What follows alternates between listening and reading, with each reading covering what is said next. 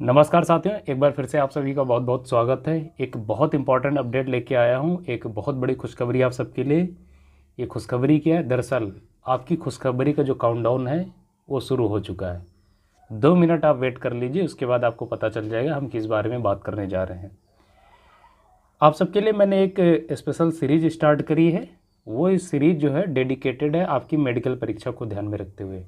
बहुत सारे बच्चे जो कि लगातार मुझसे पूछ रहे थे, इनफैक्ट बहुत सारे बच्चों ने फ़ोन कॉल पे भी पूछा कि सर मेडिकल में क्या क्या होता है, कैसे चीज़ें करवाई जाती है, क्या प्रोसेस होता है, मेरे ये दिक्कत है। किसी ने कहा कि सर मेरे साथ ऐसी ये प्रॉब्लम है, उसका क्या सोल्यूशन हो सकता है। इन्हीं सभी बिंदुओं को ध्यान में रखते हुए मुझे लगा कि निश्चित तौर पर मेडिकल जैसे करवाया जाता है उसको एकदम पॉइंट टू पॉइंट हूबहू जिस प्रकार करवाया जाता है उसी प्रकार आपके सामने पेश किया जाए। तो वीडियोज़ के माध्यम से आपके सामने एक इस सीरीज़ में मैं अभी तक मैंने 2 वीडियो आपको दिए हैं, जिसमें से एक वीडियो में मैंने आपको ओवरऑल एक व्यू दिया है। दूसरे वीडियो में मैंने कुछ इंपॉर्टेंट चीज़ों को डिस्कस किया है, जिसमें बताया है कि किस प्रकार आपका जो है चेस्ट मेज़र किया जाता है, ठीक है, हाइट कैसे मेज़र की जाती है, एट्सेट्रा। हम आप जो मेज़रमेंट करते हैं उसका तरीका थोड़ा सा आप देखेंगे, उनके मेज़रमेंट करने के तरीके से थोड़ा सा डिफरेंट होता है। तो इस सीरीज़ का आप ज़्यादा से ज़्यादा लाभ लीजिए, क्योंकि मेडिकल ही आपका अंतिम पायदान होता है। यहाँ आप सिलेक्ट हो जाएंगे तो 110% आप क्वालिफाई हो जाएंगे, आप चयनित हो जाएंगे, ठीक है। तो इस सीरीज़ का पूरा आप लाभ लीजिएगा। इसके अतिरिक्त इस दरमियान बच्चों ने कुछ एक्स्ट्रा सवाल पूछे हैं, उन सवालों को आप देख लीजिए। सवाल बेसिकली 3 चीज़ों से रिलेटेड रहे। कुछ बच्चों ने पूछा है सेफ जोन को लेके, बच्चे अभी भी उलझे हुए हैं। इनफैक्ट कुछ बच्चों ने यहाँ तक पूछा है कि सर नॉर्मलाइजेशन के बारे में, और कुछ बच्चों का सवाल आया है स्टेमिना और स्पीड से रिलेटेड, ठीक है। तीनों चीज़ों को हम देख लेते हैं। सबसे पहले अगर आप अभी भी सेफ जोन या कट ऑफ या नॉर्मलाइजेशन में उलझे हुए हैं तो आप ध्यान रखेंगे, मैंने इस चैनल पर 3 एपिसोड आपको दिए हैं, 3 वीडियोज़ के माध्यम से। एक में हमने चर्चा की ओवरऑल फाइनल कट ऑफ कितनी जाएगी, दूसरा मैंने आपको दिया था नॉर्मलाइजेशन का वीडियो, और तीसरा मैंने आपको दिया था पोस्ट रनिंग, यानी जो आपकी जो ऑफिशियल जो आंसर की आई है उसके बाद की जो कट ऑफ क्या हो सकती है। मैंने ये 3 एपिसोड आपको दिए हैं। तो अगर आप ये जानना चाहते हैं कि फाइनल कट ऑफ क्या जा सकती है, तो मैंने जो आपको वीडियो दिया है फाइनल कट ऑफ वाला, उसका आप देख लीजिए। गर्ल्स के लिए मैंने सेपरेटली दिया, उसको देख लीजिए। अगर उसमें जो रेंज बताई गई है उस रेंज में अगर आप आ रहे हैं तो निश्चित तौर पर आपका फाइनल सिलेक्शन हो जाएगा। आप फिजिकल पे फोकस कीजिए। दूसरे सवाल पे आते हैं। दूसरा सवाल बच्चों ने पूछा है स्टेमिना और स्पीड को लेके, ठीक है। ध्यान रखेंगे, अगर जिन बच्चों का अभी भी स्टेमिना नहीं मेंटेन हो पा रहा उनके लिए मैं एक सजेशन देना चाहूँगा अपनी तरफ से। ये बोनस टिप आप मान लीजिए, अगर इसको आपने फॉलो किया 110% आपका स्टेमिना मेंटेन हो जाएगा। अगर आप मेल कैंडिडेट हैं, आपको वहाँ पर 24 से 25 मिनट दौड़ने के लिए टाइम दिया जाएगा, और फीमेल कैंडिडेट को लगभग 14 मिनट, ठीक है। अगर आप मेल कैंडिडेट हैं तो आप प्रयास करें कि कम से कम 50 मिनट दौड़ने की प्रैक्टिस करें। 50 मिनट स्पीड में बिल्कुल भी नहीं दौड़ना, जितना स्लोली आप दौड़ पाए आप उतना स्लोली दौड़िए, लेकिन 50 मिनट आपको दौड़ना है।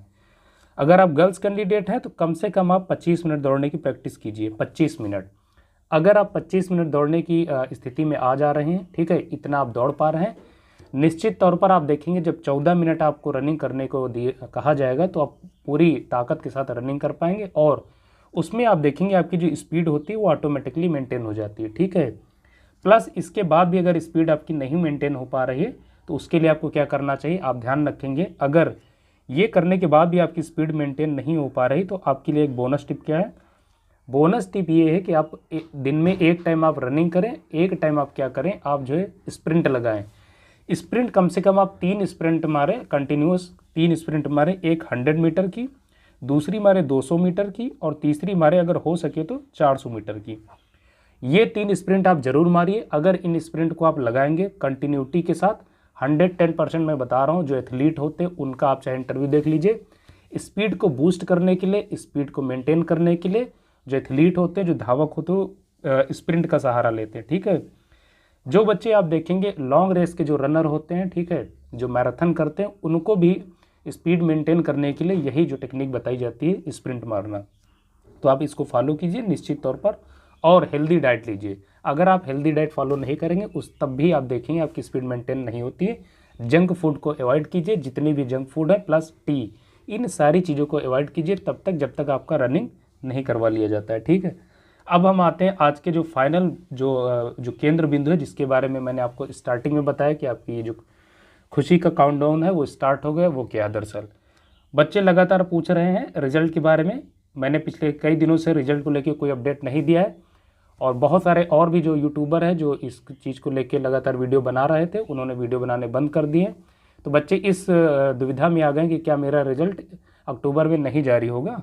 ये शायद आपके दिमाग में सवाल ज़्यादा जो है इस समय आपको उलझा रखा है। देखिए, मैं फिर से आपको अलर्ट कर दूं, फिर से आपके सामने वही बात करने जा रहा हूं जो मैंने पहले आपको बताया, वही आज फिर रिपीट कर रहा हूं। मैंने पहले आपको बताया कि आपका जो रिजल्ट है, तो जो आपका रिजल्ट है वो दिवाली से जस्ट पहले, यानी 31 तारीख को आपका दीपावली का पर्व है, ठीक है। तो आपका जो फाइनल रिजल्ट है वो दिवाली से एक दिन पहले, यानी 30 तारीख के आसपास, या चूँकि आप देखेंगे GH है, गजटेड हॉलीडे, तो हो सकता है उस दिन जो आपका सरकारी कामकाज है वो बंद रहे, बाधित रहे।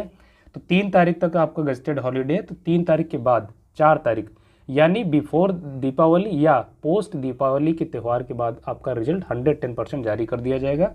ध्यान रखेंगे, किसी भी कन्फ्यूजन में ना रहें। मैंने पहले भी यही बताया था, आप वीडियो जाके देख लीजिए, आज फिर बता रहा हूँ।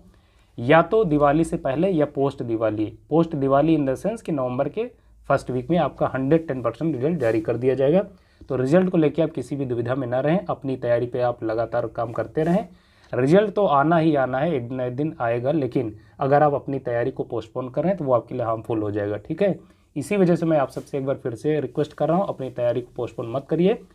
रिजल्ट के प्रतीक्षा में आप अपनी तैयारी को बाधित मत करिए, उस पर काम करते रहिए, तभी आप सफलता के करीब अपने आप को ला पाएंगे। आज के इस वीडियो को यहीं पर समाप्त करना चाहते हैं। आपकी कोई कमेंट है, कोई सजेशन हो, आप कमेंट के माध्यम से या इनफैक्ट मेरे डायरेक्ट फ़ोन कॉल के माध्यम से, जिस प्रकार आप कंफर्टेबल हो, एज यू विश, मुझसे आप कनेक्ट कर सकते हैं। आज के इस वीडियो को आप सबकी इजाज़त से समाप्त करना चाहता हूँ, आप सबसे विदा चाहता हूँ। नमस्कार।